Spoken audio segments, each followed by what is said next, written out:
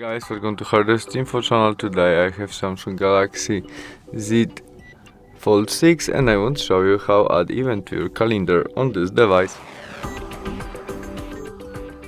To do that, swipe out the screen, open Calendar application and tap on day when you want to add your event, maybe 25 or of July, and there this plus icon.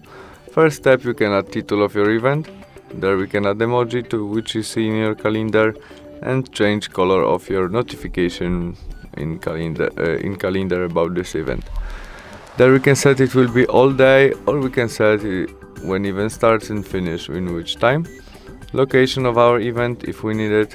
There we can add event to your group on Gmail, members calendar, notification about that maybe 1 hour before, 10 minutes before, and you can add more than one.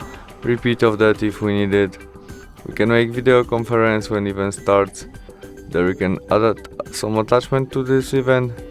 In this part you can invite some people to event and add it to their calendar. And after you set all you need, we press save and we have it. Remember that you mustn't add everything from this list. Thanks for watching, see you soon, bye.